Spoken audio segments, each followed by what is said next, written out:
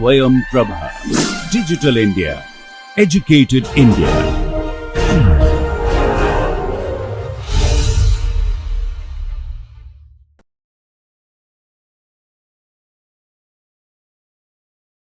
Welcome to the subject Advanced Digital Image Processing and Computer Vision. Today, our topic of discussion is visual saliency. So, let us try to understand that how our cognitive systems works, a kind of very brief sketch about the processing that takes place in our human body. So, first thing, this visual cognition, it means it is the way an individual acquires and processes visual information. So, it involves the interpretation of visual sensation and object identification. Some of the examples of visual cognition could be, for example, face, scene and object recognition, visual attention and search, visual word recognition and reading, eye movement, control and active vision, short-term and long-term visual memory and visual imagery. So, to have a brief idea about this kind of processing, what takes place in our human body, we know that our sensory organ, visual sensory organ are our two eyes, and when the information enters through our eyes, then this information is taken to our brain. There is a particular region of the brain which is known as visual cortex. It is at the back side of our brain. If I consider a frontal position of the human head, then in the back side we have our visual cortex, and we could see that this once we receives the optical signal in our retina. So, this is our retina in the eye, we have earlier also discussed. Then this information, this sensation, it carries primarily in two different tracks for each eye, whether it is left eye and also it is right eye. Part of this information is processed for the left eye is processed in the right side of the eye. Similarly, for the right eye, it is the left side of the eye that you can see that it is the left side of the eye, and part of the information it is also processed for left eye left side and for right eye right side. Actually, we will see later on, there are two parallel paths by which our visual sensation is processed in our brain. So, these are the two parallel paths and it takes place in both the sides of the brain. So, there are also, this is a primary information track for visual sensation, but there are smaller pathways also exist in certain other portion of the brain, like a pathway to the superior colliculus. And in the pathway, we can see that actually these are called optical nerves. So, these two track paths, what I was discussing for each eye, so they are called optical nerve. All these bundles, they are put in the optical nerve, and there is a intermediate processing center which is called lateral geniculate nucleus, and we note this particular crossover position as optical chiasma, and as I mentioned, that visual cortex I have already identified. So, when we talk about our saliency, which is related to the kind of visual attention, selective visual attention that takes place while processing this visual information. So, it is meant for directing our gaze rapidly towards objects of interest in our visual environment, which means that through which we are able to orientate rapidly towards salient objects in a cluttered visual scene. So that is what now we get so many information from the environment, but our focus of attention to certain zones of those region, and there are particularly two component framework for this kind of interpretations. There are primarily two tasks which are involved when this selective visual attention process takes place. One of them is the first stage is called pre-attentive stage, where it is our sensory organs and their corresponding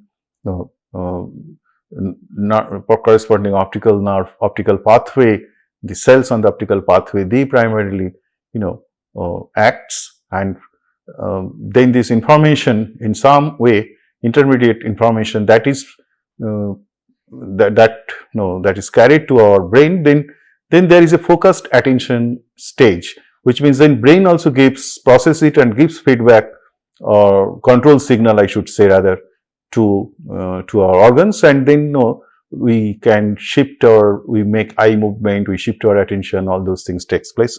So this two component framework, one is that bottom up image saliency cues. So this pre-attentive stage is a kind of obtaining those saliency regions or processing the sensory input to identify some of the saliency regions, highlight some of the saliency regions in the input itself. So that is a bottom-up strategy, bottom-up task that is being done through our physiological process. And then there are top-down task-dependent cues where we perform the shifting of attention, eye movement, etc., and then also the perceive the respective objects in the scene and their relationships. So let us try to understand more about the saliency, what in our context, what is meant by saliency, and then we are also using the term selective attention. So how these two are related. Now, first thing is that saliency is a kind of information highlight on your on the retinal map and the zones where actually the tasks are more oriented. Now, so it is independent of nature of task. It has certain characteristics, those regions, so that it automatically attracts the viewer. So there are it's a kind of reflex action, I should say, and then it's primarily driven in a bottom-up manner, and visual attention to salient regions of an image. That is how the saliency is interpreted. So as I mentioned, it's a pre-attentive processing response across the entire visual field, and it operates rapidly, that is around 25 to 50 millisecond per item. So that is how the saliency is considered. So kind of parallel or semi-parallel processing. So huge information what is being taken, and there are all different cells and others, they are acting in parallel to process them and highlight those salient zones. Whereas selective attention is task oriented, it is controlled through our actions to the processing in our brain, and since it's a top-down process, it is also slow, comparatively slow. It is greater than 200 millisecond. As you can see, at least 4 times of the processing what is done in the pre-attentive stage, 4 times of the time it takes. And it's a voluntary mechanism for directing attention. Once again, it's also part of reflex, what I was telling you, allowing only a small part of incoming sensory information to reach the short-term memory. So that is what is this selective attention means. So it's a sequential processing, one after another. The salient regions in order of their importance, they are processed and interpreted. So, to understand once again a very briefly about the neuronal mechanisms which control this kind of attention, as I was mentioning that this visual information it is processed through the parallel hierarchical streams. And if I look at the these different segments of our brain and the associated respective the actions or tasks which are controlled or which are controlled and which takes place through the processing in those areas, those are shown on a very high level sketch. As you can see that primarily there are 4 segments which are shown in this frontoparallel positions. You can look at the position of this eye here in the eye socket and the respective optical nerve. So, you get the sensation, visual sensation, and it is carried throughout this plane. There is a kind of as if there is a cross section plane, and the optical nerve along this, it is carried to the visual cortex. So, this is the visual cortex part, occipital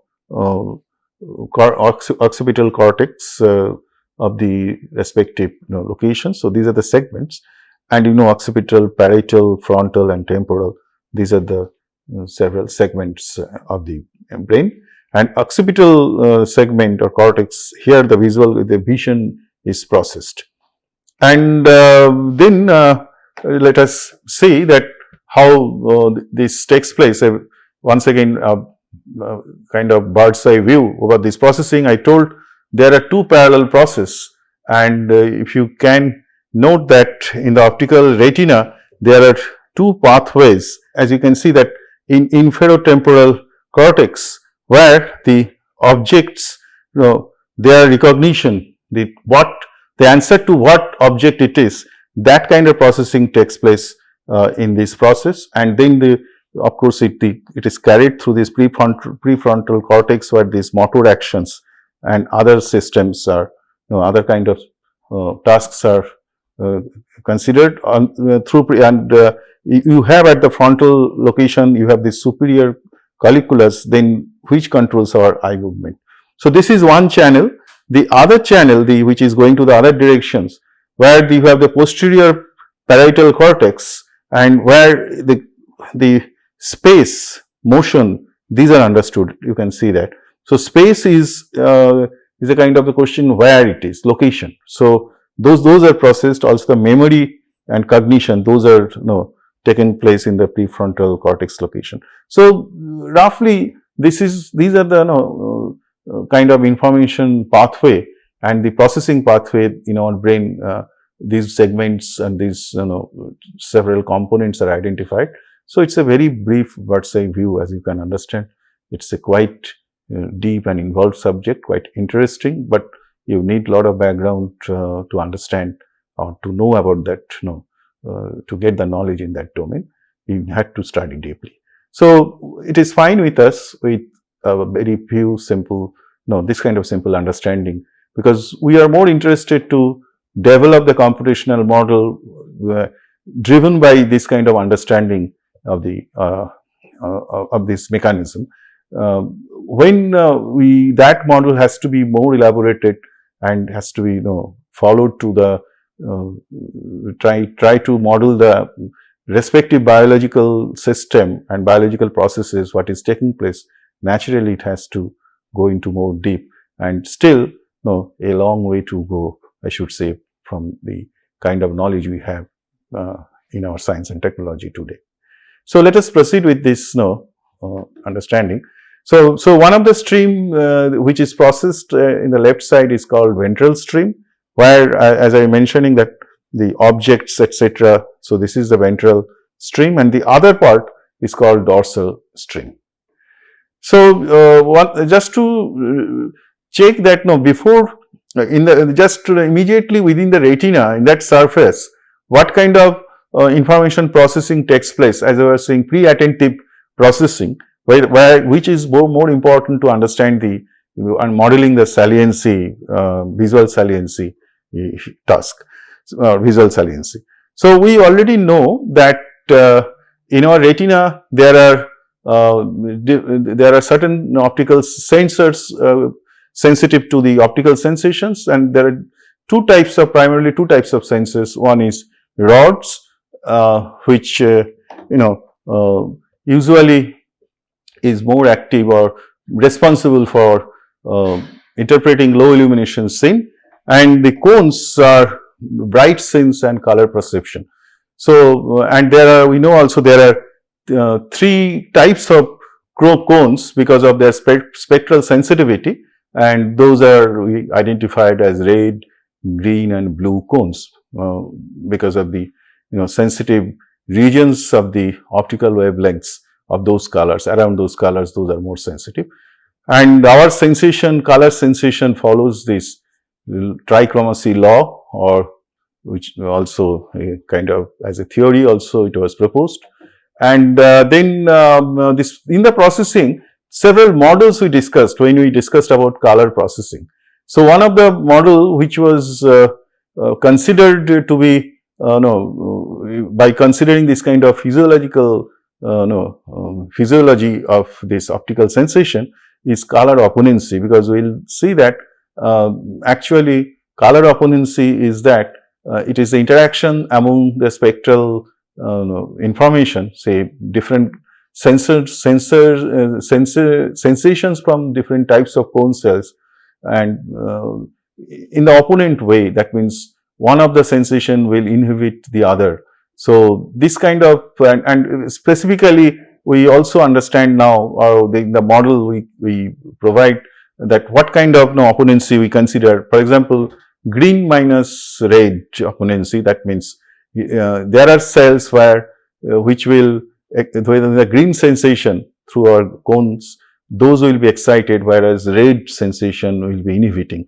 Now you can see that actually there are several things like horizontal cells and there are bipolar cells. So these horizontal cells, it sums up the inhibitory signal and activates the inhibition through this bipolar cell, and bipolar cell also get excited from inhibitory signal from horizontal cells and also directly from the cones. So there the inhibition and excitation takes place.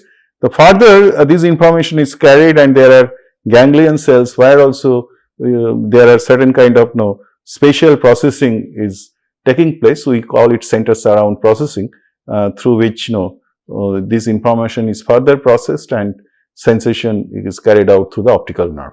So just to note that color opponency model, we consider these are the two prime components, color components, which are processed. As you know that chroma components, there are two components. One is luminance component. So, and also we have discussed about another interesting feature of human perception, which is color constancy, which also maybe which needs to be understood through this kind of processing. Now, what I discussed with respect to the connectivity connections, what I have shown here previously with different types of cells, a brief summary of those pathway. If we see that in the cells there are different kinds of photoreceptors, and we are showing here the cones, and rods are also there, which also acts in the similar way. And then, as I was mentioning, that horizontal cells sums up some of the receptions, spatial receptions, and from particular type of say cones, and then it provides an inhibitory signal, whether some cones it directly excites the cell. This cell is bipolar cell, and this is the excitatory direct pathway, and this is from the horizontal cells, this is the inhibitory indirect pathway. So you get a kind of subtraction of this sensation from the excitatory. So this can be modeled by this simple that Laplacian of Gaussian operation or difference of Gaussian operation. So it is a Mexican hat receptive field. We know that we have used earlier also in this processing. And in the ganglion cell, it's a center surround often receptive field, which means if this part is exciting, then this part would be respectively inhibiting, or you can have other kind of cell where this part would be exciting and this part would be inhibiting. So there are two types of things, and this information further carried out through to the optical nerve. It goes to that, I told you that there is a kind of intermediate processing node where this information is also further processed and carried to the visual cortex. So that kind of cells are called lateral geniculate nucleus or LGN. So this gives you roughly that what kind of processing takes place from our retinal cells, from retina sensors of a retina or sensory cells of a retina to the through our optical nerve and through the lateral geniculate nucleus. So in the as I was mentioning, in the lateral geniculate nucleus cells, we have this kind of sensations, and this captures the orientation. As you can see, there is a kind of field differential gradients across it, and which gives you a orientation selective simple cell. So there are certain cells which are which acts together. It's not isolation, acts together to understand this kind of cell. So this you can see this kind of hypothesis or theory which has been proposed in early in 1962, quite in the early stage.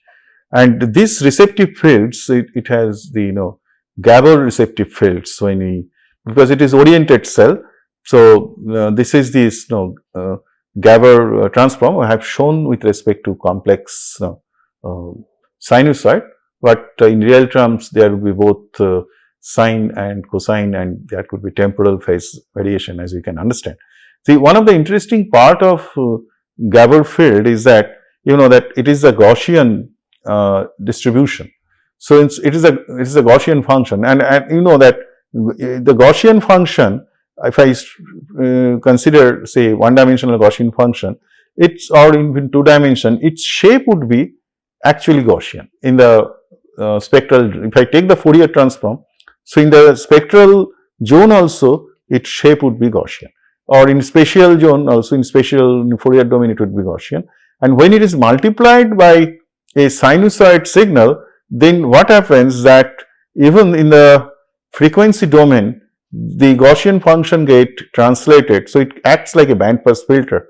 The response gets translated there, and there is certain orientation through which it is acting in that spectral zone. So it is acting like a bandpass filter, and if I consider the scale at different scales, so it acts like, as we say, that it is a kind of wavelet functions. And during wavelet analysis also we discussed that GABAR wavelets are one of the popular choices. Once again, we can see that this is this model or this kind of processing what is taking place in our nervous system through the brain. So that is quite explainable with respect to that. So with this background, let me first discuss about a computational model and with its architecture for controlling visual attention.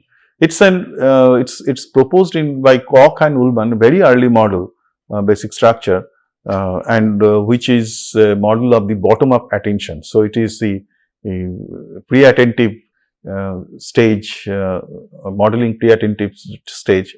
That's what we are considering here, and which would give us the salient region. So the theory is that this pre-attentive stage will highlight the salient zones. So your input would be an image and output would be a saliency map. And this is the this model in 1985. It introduced the concept of a saliency map. So this is how the visual saliency concept of visual saliency has been introduced, and these computational models are developed there. So the saliency map means it is an explicit two-dimensional topographical map which encodes stimulus conspicuity or saliency conspicuity, that how clear it is, how conspicuous it is, how discriminating it is from its background at every location in the visual scene. So if I consider this model, what this model considers that the visual input, like the image in retina, it is processed, its features are extracted from various channels. So there are multi-scale feature map it generates. So with examples, I have shown it only 3 planes now, but there could be many number of feature channels or feature planes which actually gets extracted through this processing. Maps are created, and this centers around difference. What we have seen that in the ganglions, those activities takes place. So kind of operations it models up till what is the output from the ganglion, it is trying to model that one. So there are different kinds of features which are processed in this way. So like colors, intensity, orientations, shape, motion, disparity. So partly ganglion, and then again in the LGN cells also they are processed. So then the next stage is that it integrates all of them in a certain framework. So integrates to one particular map, feature map. So there has to be some kind of integrations here. So this is called feature integration stage or feature integration task. So that takes place in this model.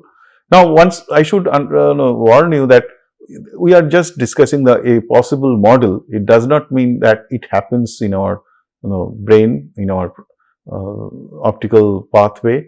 It does not, don't think like that. It tries to exploit those features which we know so far, and then hypothesize, postulate certain model, so that through which you get some plausible output which looks reasonable to our understanding. So this feature integration involves top-down attention, bias and training. So this is something which is not always kind of automatic. So in saliency also there is a task involved through the control mechanisms of our brain. Now winner take all, then what then stage after that, the processing, what it sees, it takes the most conspicuous zones, or which has the highest saliency, I should say. So it provides certain kind of saliency measure, and there is a process by which the highest most salient zone is selected, is selected for processing. That means others are not considered, and only information related to those take place. So this module, it also hypothesized that this also takes place in some pyramidal architecture. That's why the pyramid is shown here.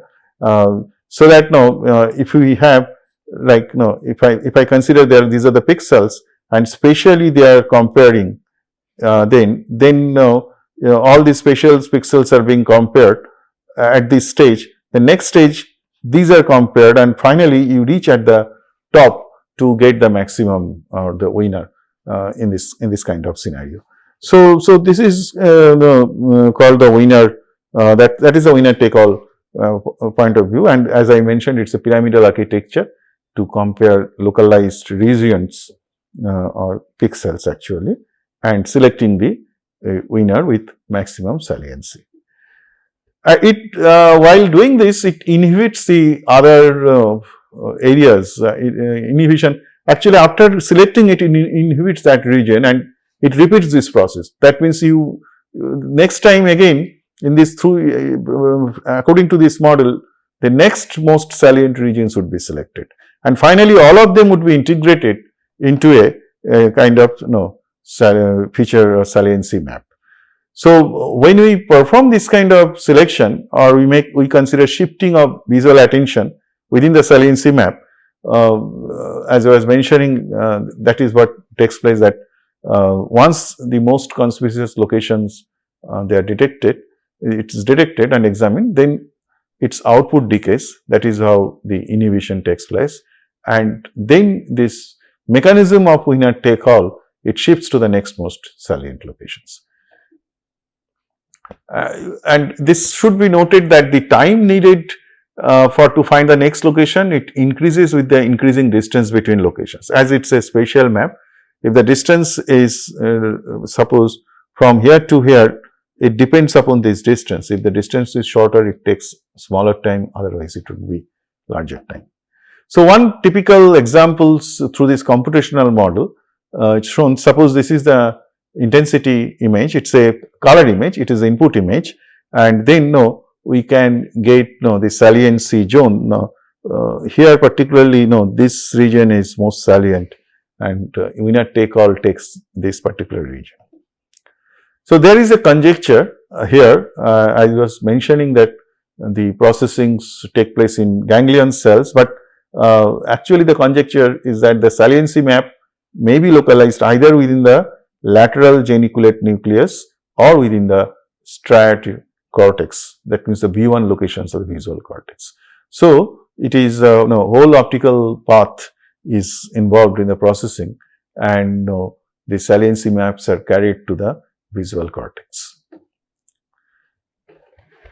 So, finally, to sum up that how the combined model of this attentional selection and objectification takes place, we can see that we have this incoming visual scene. This is the bottom up pre-attentive stage, and it uses these features and produce the saliency map, which is again used for sensory movement in current eye positions, as I was mentioning, controlling the eye gaze movement of our pupils and our shifting our attention or gaze locations, which are again modulated, or which are influenced by our acquired knowledge and learning, and we try to move the eye so that we get the maximum information, and that is the kind of hypothesis involved in this process. So, now let me give you a bit more elaborate idea about this computational model. I just mentioned different stages of processing. As we can see that it has been also identified here, like you have the input image, suppose this is the input image, then you extract the features, and in this computational model, which is proposed by E.T. Koch and Niebuhr in 1998. So, in this computational model, this feature extraction considers linear filtering, and there are various kinds of features channels. Primarily, there are colors, it involves intensity and the orientation. So, these are the three informations which are considered in this model for extracting features, and there are multi-channels and multi-scale representation, as I say, multi-scale feature representations, which takes care of this Gaussian pyramid, dyadic Gaussian pyramid with 9 scales, which means if I say that dyadic Gaussian pyramid means that suppose we have a Gaussian filter, certain Gaussian filter of some unit scale, say sigma is equal to 0.8. Now, when you apply it on an image, now you have to consider this is a 2-dimensional filter. I am just showing with respect to 1 dimension, but in a 2 dimension, if I apply this filter with 0.8, now next time I will increase this filter, say by twice of sigma. So, what I would do, instead of applying the Gaussian filter on of a different Gaussian mask, instead I will downsample this one and I will apply the same filter there. It will have the same effect. So, this is a dyadic application. That is why you have a pyramid structure, and you have this kind of 9 scales, 9 filtering stage here. And for color, we have 4 channels. So, each channel has this kind of dyadic decomposition. Intensity, it is you have only 1 channel, and then you form this pyramid. Orientation, there are different kinds of oriented Gabor pyramids what is being used, where the theta is there. So, Gabor pyramids, I have mentioned about the Gabor field response. I will again we will discuss that how this Gabor response looks later on. So, or the function what could be implemented, but here you can see that some discrete orientations are considered, only 4 orientations are considered at once again at different scales. So, these are again processed through the center surround difference. That means these features, once you get these features computed, say orientation, etc., then you apply the center surround model, across multi-scale model, and generate another kind of feature maps using center. So this is the operation which takes place in our ganglion cells, as we were mentioning. And you also perform normalization to bring the the dynamic range of each feature map under the same zone, so that they become comparable. So in respect to this model, what is proposed that you have pixel at scale 2, 3, 4. See, all are integral scale of sigma. So the center is suppose it's a pixel at scale 2, 3, 4, and then the surround, you may consider that it's a pixel with a larger scale. That means there is an offset with 3 and 4. Suppose the central scale is 2 or 2 sigma, then the surrounding scale would be 3 plus 2, that means 5 sigma. Say if I take 3, then that should be 5 sigma. Then what we do the difference. We do the difference between this, and that difference you can see, just know the notation we have used, which is called across scale difference, which means as we are using dyadic structure of filtering, so we have to again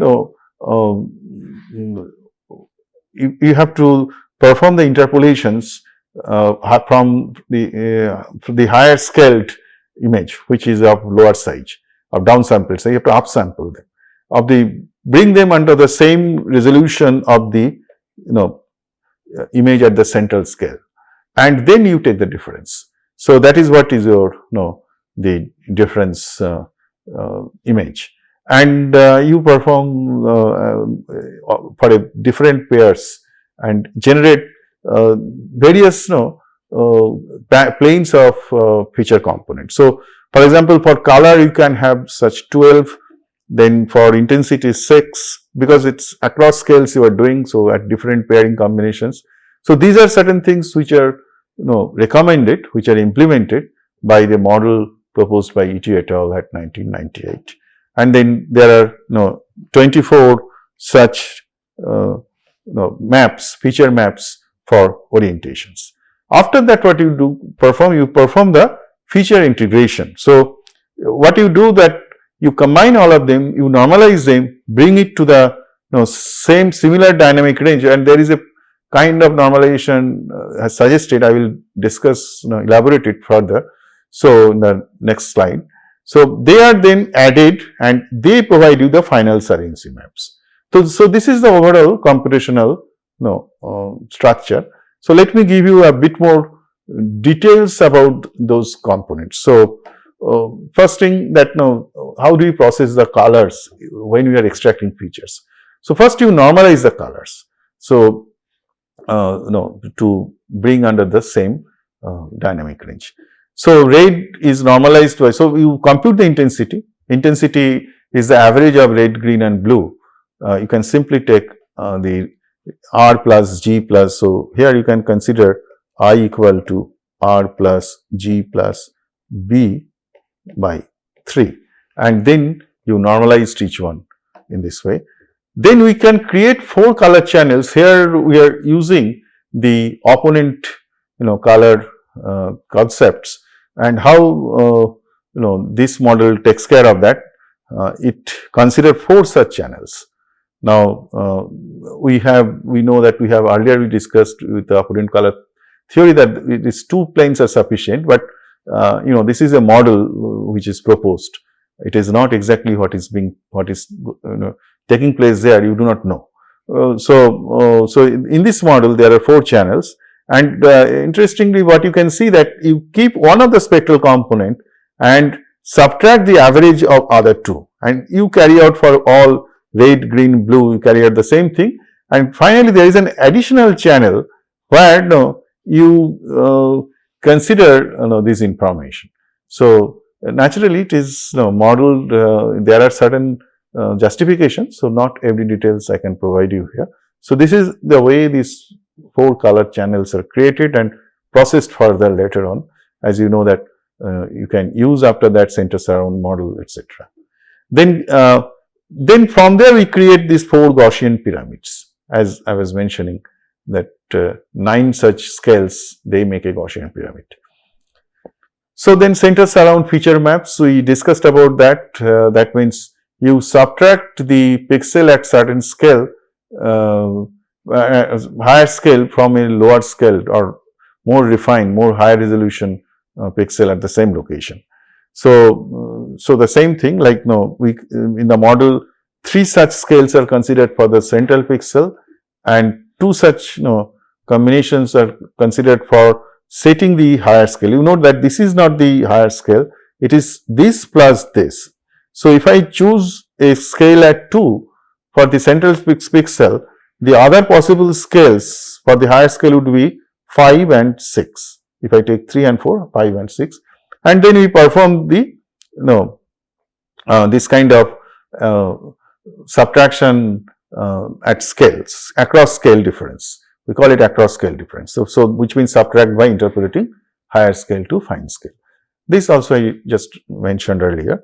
For color, you note that this is that center surround model. Once again, some kind of color opponency is taking place here. So this is how they are interacting in this case. These are the 2 models. So finally, again you translate them into 2 color component model, as you can see in this place. And then for orientations, we can use the Gabor pyramids, as I discussed, to extract those features across different scales. So finally, those are integrated. So those are integrated to form the saliency map, and there is a particular way of normalization for combining feature maps of different modalities. So first thing, we can consider that the values are normalized to a fixed range 0 to m, say 0 to 255 for example, and then what we consider, this is in order to eliminate the modality dependent amplitude differences, and then we find the local peaks in that map and compute the average of all such local peaks, say it is mu. So first thing, you find the global peak, global maximum m, and location of the maps global maximum m. So this is fixed range, this m is a no, this is fixed range. This m is different, so you should call it different. This m is different. This is a fixed range m, but this m is global maximum, and you can globally multiply this map by this difference, a kind of measure of dispersion. So square of these differences. So that provides you, highlights, gives more weightage to those maps which are more contrasting, because the local average is sufficiently low than the global one, then it becomes, so higher the difference, higher these weight of this saliency map. So these feature maps are combined to 3 conspicuity maps, that means which for color, intensity and orientation. And once again, you made across scale addition of all feature maps for individual modality. So you can add them like across scale difference. Here also you perform across scale addition, but here you do the other way. Instead of upsampling, you do downsampling. So you add the lower scale feature map or of higher resolution feature map to the lower resolution by downsampling the higher resolution, and finally you get the lower resolution map. And then 3 conspicutive maps are normalized and averaged to provide saliency maps. So this is how the saliency map is computed. So given an image, you get a saliency map. Now that was one kind of model that we discussed, that is mostly driven by the corresponding neuronal mechanisms and biological processes. It is trying to mimic that. It has exploited those knowledge. Now I will discuss another model which is I should say proposed by using certain intuitive reasoning. So one of the intuitive reasoning is that salient regions are taking place. Salient regions are those regions which which is which is interacting with various other regions, and in which has higher contrast with respect to other regions, and it also some kind of interactions. So we consider the representation of these interactions among pairs of homogeneous regions, so that we model in the form of a graph. So the nodes are those homogeneous blocks, and the edges are those where the nature of interaction, the strength of interaction between those two blocks. And finally, we can make it also unweighted graph by putting some threshold. And then what we can do, we can simply count the number of count the number of regions which are interacting with for a particular node, which means the degree of a node. Now, salient zones are those regions which are more connected to or more interacting to other regions. So they are kind of centrality. So we call this kind of hypothesis is a degree centrality hypothesis. So salient zones are those zones which have higher degree centrality, which means which is connected, which have higher degree and which is connected to different zones. Again, you can have different feature maps. So each graph will give one feature map, and these features, these blocks, homogeneous blocks, they are computed or they are defined with respect to different feature plane. Like it could be intensity, it could be also orientation driven planes. So in this model, which is called VISA-NET or Visual Saliency Network, which is proposed in 2010. In this model, we consider this kind of 4 orientations, and we have used a Gabor filter here. So this is the functional form of the Gabor filter. In the real term, we are using only cosine function. We can use sine function also, and you can see that these filters here, this x prime y prime is actually it is basically defines the orientation along some theta. So I will give you explain these different parameters. This gamma is a spatial aspect ratio, which means if it is orientation, now if gamma equal to 1, it would be circular. But if it because it is orientation, we need some direction and the receptive field along that direction. So if it is elliptical, it looks good. So the gamma is defining that spatial aspect ratio, and orientation is captured through this transformation theta. So theta is a parameter which is hidden here. Actually, theta is also a parameter. As you see, this theta related, x prime is related to this, and this theta gives you this orientation. And then as I was telling you that if I consider a Gabor filter in the frequency domain, so since the Gaussian filter's shape remains Gaussian also in the frequency domain, but since it is oriented Gaussian filter, so it would be something like this. So it will be oriented towards that, and it is, since it is multiplied by cosine function here, so it would be shifted, translated from the at different zones of the frequencies. So these are certain interesting properties of Gabor function. That's why it is being used more. So now when we are defining this nodes of this graph, we say that this is a homogeneous block as a node. So we define a homogeneous block by considering the distribution of the feature values and assuming the standard deviation should be low. So provide certain statistical definition, and any reasonable plausible definition, reasonable definition would work. So I am not going into that detail. So let us assume that it's an homogeneous block, and it could be pre-partitioned. It could be that means you consider certain kind of structure. Say here, as you can see that the structure is a quad-tree kind of partitioning, and in this way the nodes are defined here. And then these nodes are pairs of nodes are connected by an edge by computing certain weights of that edge. So how these weights are defined? So as I was mentioning, these weights should be proportional to the contrast between these two zones. So, higher the contrast, there should be more interacting. So, that and also the distance. So, so these weights, I will give the details later on about the computation of these weights. And then we put a threshold and form this edge, and in the conspicuity map, it is the degrees of nodes which are assigned to the blocks. So, if suppose this is a node and if the degree is say 10, so we get that value 10. Suppose this is 6, we get the value 6, all the pixels. So, in this way, this conspicuity map is generated for each type of feature map at the early stage. So, so many, and then you combine them using the same method what previously I discussed and get the saliency map. A bit more elaboration.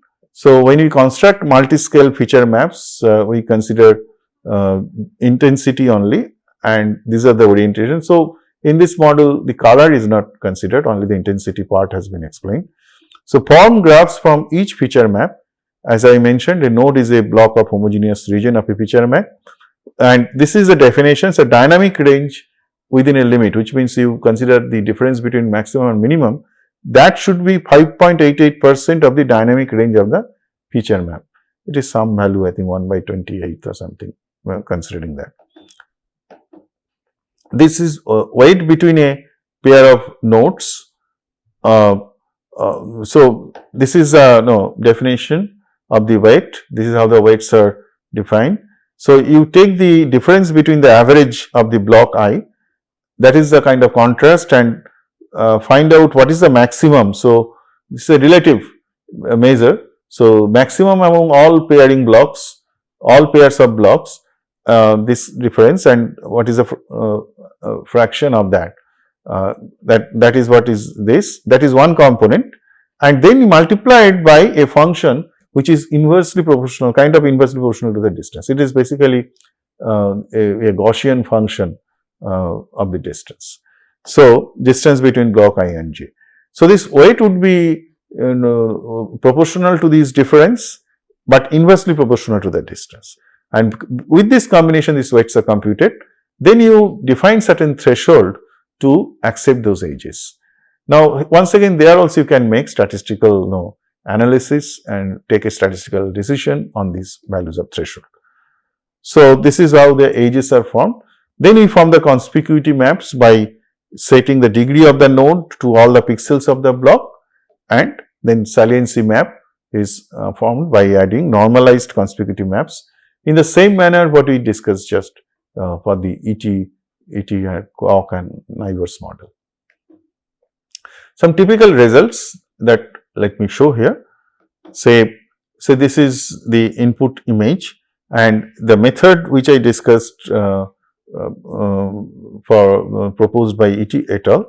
It gives you this kind of saliency map. So, you can see that these zones are most salient zones through our computation. It has come, and there are certain hierarchies or certain sequences for the most salient zone. For VisaNet also we get a similar kind of response. Of course, as you understand that this model is more computation intensive and it is more closer to the model which tries to mimic our mechanism in the neural pathways. This is another mechanism, another result. For this image, you get this kind of saliency maps. So, one of the issue of this kind of computation when we are applying a model, we get the results. We have seen that how the visual saliency map is obtained, and through our understanding, through our reasoning, we could say that this result is probably the expected one what we are considering as a salient regions. But still this is not really the validation of a model. When we consider validation of a model, there should be some reference output given input stimulus, and by applying model, whatever results you get, that needs to be checked with respect to the reference output, that needs to be evaluated with respect to the reference output. So that is why it is important that we should have some form of reference output data or processed data, processed results, or reference saliency map in this context for testing our models. Which means that given some of these input images, we would like to have their ideal saliency map from an independent map creation method, from the independent technique, using some independent technique of creation of those maps. Now, so to obtain this kind of ground truth data, it is very challenging because first thing is that it is subject dependent. Every viewer may consider some regions are salient, but overall there is an average behavior of a viewer. So in considering that, there are two approaches by which we design some experiments to get the salient regions with respect to viewers. So one of the approach is why don't you collect feedback from viewers? That means a viewer would be looking at an image, viewing the image displayed on a screen, and then viewer can suggest that which are the salient regions. So there has to be some process, of course, by which you make it more objective, but still it's a subjective process, as we understand. On the other hand, there is another technique where there are devices which can track gauges. So viewer does not have to act or does not have to decide that what are their salient regions. Viewers would be simply viewing the scene, but this device, it will capture the respective viewer's gaze locations. It will provide us the information that on which points in the image a viewer is looking at. So this is called gauge tracker, and there are eye gauge tracking devices, and after analyzing them we can obtain certain saliency map. So this method, we are saying this is more objective method. The first one is a kind of you do not require any device, and that's why it does not require that much of resource, and particularly when the technology was not so advanced, this was a very common means of capturing ground truth data. Nowadays, of course, eye trackers have become very prevalent, and it has been accurate, it has been advanced. So we usually create maps through this kind of eye tracking device. So from the feedback from viewers, in this case, what we do that we display an image for a certain duration, and then we ask the viewer to mark salient regions on a blank canvas, replacing the image, and then we aggregate viewers' response. As I mentioned that this would be subjective to a viewer's suggestions, but it's the average behavior of the viewers that would give us the final ground truth.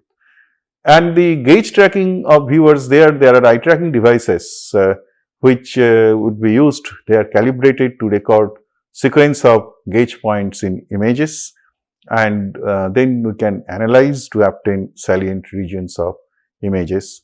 And finally, once again, each viewer will have their own sequence of gauge points, and by analyzing you will get some kind of maps, salient maps for every viewer, but then again we need to aggregate them with respect to a particular image. So today let me stop here, and we will continue this discussion in the next lecture. Thank you very much for your listening and patience.